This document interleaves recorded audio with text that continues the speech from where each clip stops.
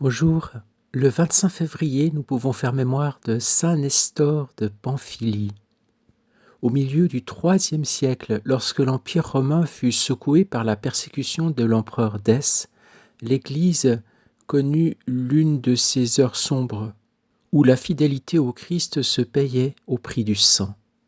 C'est dans ce contexte que se dresse la figure sobre et lumineuse de Saint Nestor de Pamphylie, évêque de Magidos, petite cité proche de Pergée, dans le sud de l'actuelle Turquie. On sait peu de choses de son enfance ou de sa formation, mais ce que la tradition retient de lui suffit à dessiner une silhouette pastorale d'une grande pureté. Évêque au temps de la tourmente, il fut confronté à ce drame récurrent des persécutions, la faiblesse de certains fidèles tentés d'apostasier pour sauver leur vie. L'édit de Dèce imposait à tous les citoyens de sacrifier aux dieux de Rome et d'obtenir un certificat attestant leur loyauté. Refuser, c'était s'exposer à l'emprisonnement, aux tortures, à la mort. Nestor ne céda ni à la peur ni à l'illusion d'un compromis. Selon les actes anciens de son martyre, il exhorta ses fidèles à demeurer fermes dans la foi. Craignant que leur présence en ville ne les expose inutilement, il leur conseilla de se disperser pour échapper aux recherches, tandis que lui-même demeurait prêt à rendre témoignage. Ce geste n'était pas une fuite, mais une offrande. Le pasteur protégeait son troupeau et acceptait d'être à sa place livré. Arrêté et conduit devant le gouverneur de la province, il fut sommé de sacrifier aux dieux et de renier le Christ. Le dialogue rapporté par la tradition est simple et tranchant. On lui reproche de préférer un homme crucifié aux empereurs divinisés. La sentence tombe alors avec une ironie cruelle. Puisque tu préfères un homme crucifié à nos divins empereurs, toi aussi tu mourras sur une croix. Cette condamnation révèle le cœur même de son témoignage. Nestor ne mourut pas seulement pour une doctrine, mais pour une personne, le crucifié. Être associé au supplice du Christ n'était pas pour lui une humiliation, mais une grâce. La croix, qui pour Rome était un instrument d'infamie, devenait pour le chrétien le signe suprême de la victoire de l'amour. Ainsi fut-il crucifié à Pergée vers l'an 250-251. L'Église a gardé la mémoire de ce martyr avec une sobriété qui en accroît la force. Il n'y a pas de discours flamboyant, pas de prodiges spectaculaires, seulement la fidélité d'un évêque qui accepte de subir le même supplice que celui qu'il reconnaissait comme le crucifié. Dans le silence de la croix, saint Nestor accomplit la parole du Seigneur. Si quelqu'un veut venir à ma suite, qu'il se renonce lui-même, qu'il prenne sa croix et qu'il me suive. Matthieu 16, 24. Son existence manifeste que l'épiscopat dans l'Église ancienne n'était pas un honneur, mais un service qui pouvait conduire jusqu'au don total de soi. Sa mémoire discrète mais tenace rappelle que la foi chrétienne ne s'enracine pas dans la recherche d'un succès terrestre, mais dans l'adhésion au Christ crucifié et ressuscité. Nestor ne chercha pas à sauver sa vie, il l'a remis entre les mains de Dieu.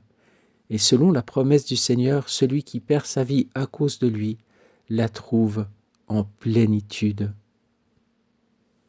En contemplant ce martyr de Pamphylie, l'Église redécouvre la noblesse de la fidélité simple, sans éclat extérieur, mais pleine de courage intérieur. Saint Nestor demeure le témoin que la vraie liberté consiste à choisir le Christ, même lorsque tout semble perdu.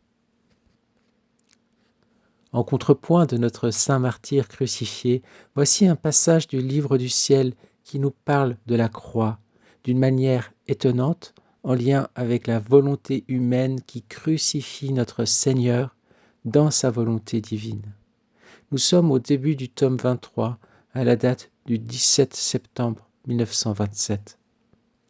Louisa écrit Je continuais de m'abandonner à la divine volonté et je me sentais dans un cauchemar de souffrance. Mon Jésus bien-aimé, me pressant contre lui pour me donner des forces, me dit « Ma fille, les souffrances sont comme le fer battu par le marteau qui en fait jaillir des étincelles de lumière et le chauffe au point qu'il se transmue en feu. Sous les coups qu'il reçoit, le fer perd sa dureté et se ramollit, de telle sorte que l'on peut lui donner la forme désirée. Telle est l'âme sous les coups de la souffrance. Elle perd sa dureté, lance des étincelles de lumière, se transforme en mon amour et devient le feu. Et moi, le divin artisan, voyant que cette âme est devenue souple, je lui donne la forme que je veux. Oh, quel délice de pouvoir la rendre belle! Je suis un artisan jaloux et je me vante de ce que personne ne peut ni ne sait donner à mes statues et à mes vases, ces formes et cette beauté, et plus encore dans les moindres détails. Et je convertis en vérité toutes les lumières qui étincellent. Ainsi, avec chaque coup que je porte à l'âme, je prépare une vérité à lui manifester, car chaque coup est une étincelle que l'âme fait sortir d'elle-même. Et je ne perds pas les étincelles, comme fait le forgeron qui bat le fer, car je me sers de ces étincelles en les revêtant de la lumière de vérité étonnante, de telle sorte qu'elles servent de vêtements magnifiques à l'âme et lui administrent la nourriture de la vie divine. Louisa continue, après quoi je suivis mon doux Jésus, mais il était si affligé et souffrant que j'en fus ému de pitié. Et je lui dis, « Dis-moi, mon amour, ce qui ne va pas. Pourquoi souffres-tu autant ?» Et Jésus ajouta, « Ma fille, je souffre de la grande douleur de ma volonté. Mon humanité a souffert, elle a eu sa croix, mais la vie de mon humanité fut brève sur la terre. Au contraire, la vie de ma volonté est longue parmi les créatures. Elle dure déjà depuis 6000 ans et continuera encore. Et sais-tu ce qui est sa croix continuelle? La volonté humaine. Chaque acte de la volonté humaine opposé à la divine volonté et chaque acte de ma volonté que l'âme ne reçoit pas est une croix qui se forme pour mon éternelle volonté. Ces croix sont par conséquent innombrables. Si tu regardes toute la création, tu la verras remplie de croix formées de la volonté humaine. Regarde le soleil. Ma divine volonté apporte la lumière du soleil aux créatures, et elles prennent cette lumière sans reconnaître qui leur apporte cette lumière. Et ma volonté reçoit autant de croix dans le soleil que de créatures qui ne reconnaissent pas ma volonté dans sa lumière. Et tout en profitant de cette lumière, les créatures s'en servent pour offenser la divine volonté qui les illumine. Oh, comme il est difficile et douloureux de faire le bien et de ne pas être reconnu. Le vent est rempli de croix.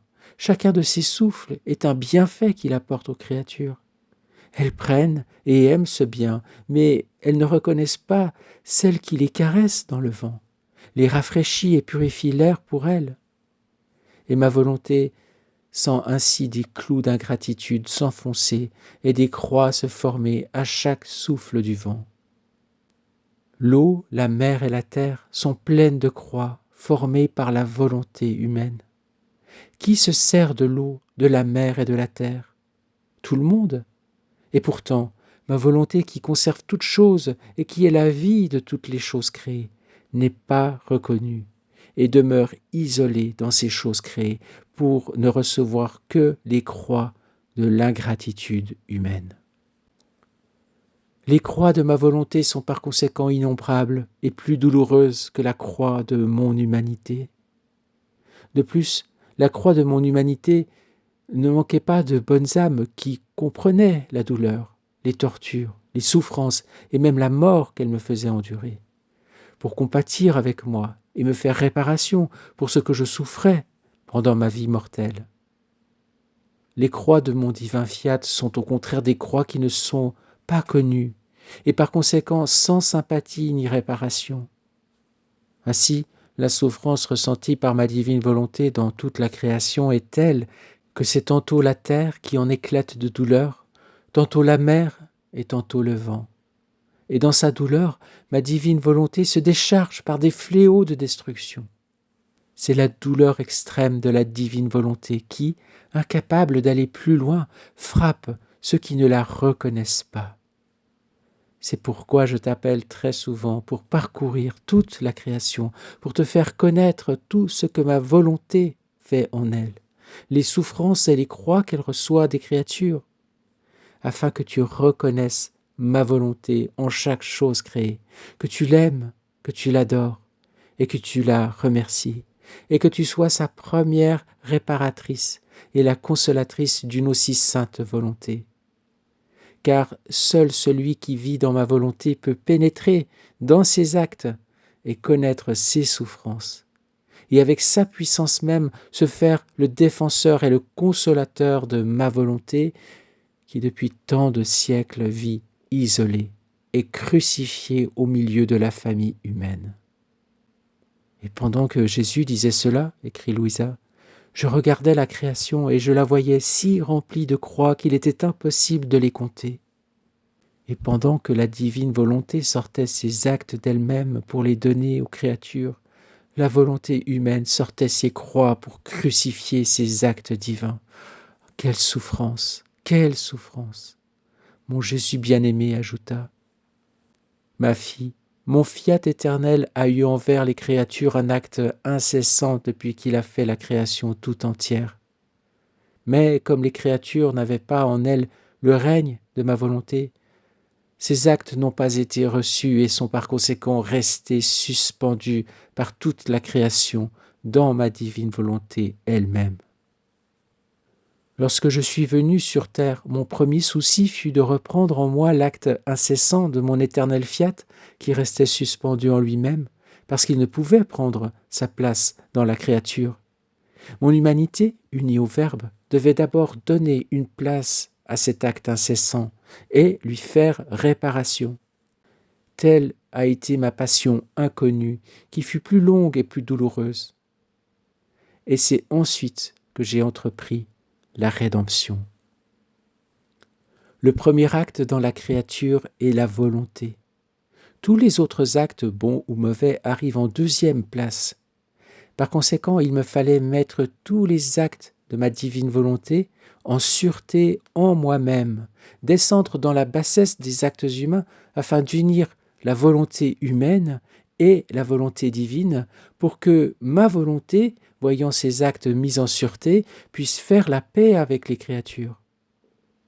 Je t'invite maintenant à reprendre en toi ces actes rejetés par mes créatures, car ma volonté continue son acte incessant, et elle ne trouve personne qui le reçoive, qui le veuille ou qui le connaisse. Sois par conséquent attentive à travailler et à souffrir avec moi pour le triomphe du royaume de ma divine volonté. Amen, Seigneur. Nous voulons répondre à ton invitation. Nous voulons reprendre en nous les actes rejetés par les créatures de ta divine volonté.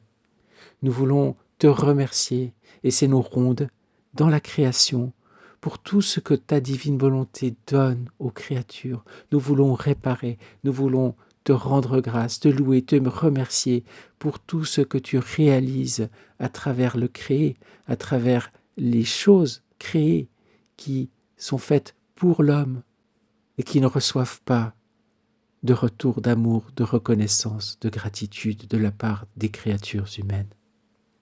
Oui Seigneur, nous voulons te bénir, t'adorer et te remercier dans le soleil. Nous voulons te bénir, te remercier et t'adorer dans le vent. Nous voulons te bénir, te remercier et t'adorer dans l'eau, dans la terre, dans toutes les choses qui forment le cadre de notre vie créée. Nous voulons embrasser ta divine volonté. Nous voulons l'accueillir. Nous voulons la chérir. Nous voulons te rendre grâce en l'accueillant en nous et en la laissant agir et opérer en nous. en laissant notre volonté être entièrement habitée, possédée par ta divine volonté. Que ce soit toi, Seigneur, qui agisse et qui imprime le mouvement à tous nos actes, afin que on puisse dire que nos actes, ce sont les tiens, que tu puisses les reconnaître comme tiens. Nous ne voulons pas non plus oublier ta passion dans ton humanité, cette passion qui a été nécessaire pour la rédemption, même si tu pouvais nous sauver d'un simple geste, d'un simple acte, tu es monté sur la croix avec tout le sens que cela signifie, toute cette parole, le verbe de la croix, qui nous dit ton amour, qui nous appelle à toi, à nous unir à toi et à accueillir dans notre vie la souffrance, la croix, en guise de réparation et de retour d'amour pour toi, Seigneur. Comme tu nous l'as expliqué au début de ce passage, la souffrance pour nous est l'occasion pour toi de nous former, de nous donner la forme que tu veux. Laissons-nous travailler par ton marteau, par ton feu, Seigneur, afin que tu puisses réellement faire de nous ce que tu veux, de créer à travers nous des chefs-d'œuvre de sainteté tels que toi tu les envisages, pas tels que nous les imaginons et que nous les cherchons. Car c'est toi qui vas tout faire, Seigneur.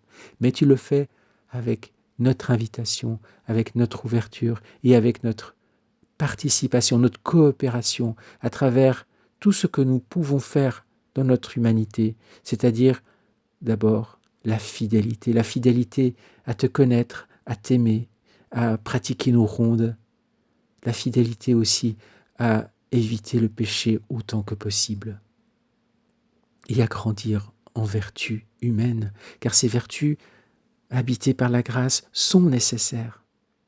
Bien sûr, elles sont petites par rapport à tes attributs divins que tu veux déposer en nous, mais tant que toi, tu n'as pas encore réalisé ton œuvre en nous, nous devons faire la nôtre, c'est-à-dire correspondre parfaitement à la grâce telle qu'elle nous est donnée, instant après instant. Merci Seigneur. Et en ce jour, justement, nous voulons nous tourner vers notre saint du jour, Nestor, et nous voulons te l'offrir en le plongeant dans le grand bain de lumière de ta divine volonté et en te demandant de bien vouloir l'imprégner de tous tes attributs divins pour le réordonner dans l'ordre divin et t'offrir ainsi cette vie augmentée de notre je t'aime, de notre je te bénis, je t'adore, je te glorifie pour tous les chrétiens qui ont bravé les interdits, qui ont accepté d'être martyrisés en témoignage de leur foi et qui n'ont pas fléchi devant l'oppression, devant la menace et devant la mort qui les attendait. Au contraire, ils se sont réjouis d'être ainsi configurés à ta croix, Seigneur. Et à travers eux, tu nous dis aussi, Seigneur, que c'est là que tu nous attends, dans cette crucifixion de chaque instant, dans cette crucifixion de notre volonté propre, parce que nous savons que c'est toi notre vie. Ce n'est pas notre vie biologique ici-bas qui est importante, mais c'est ta vie divine que tu veux mettre en nous, que tu veux nous donner et avec laquelle tu vas nous mener à toi dans ton cœur très saint, Seigneur. Et nous te disons oui, nous te disons fiat, nous te disons viens, Maranatha. Viens en ce jour, Seigneur, viens unir chacun de nos actes à ta divine volonté et à ton acte unique et éternel. Oui, Seigneur, que ton soleil divin se lève en nous aujourd'hui et que nous passions cette journée avec toi. Sois béni, sois remercié, sois loué et adoré. Que notre gratitude soit pour tous et au nom de tous aujourd'hui.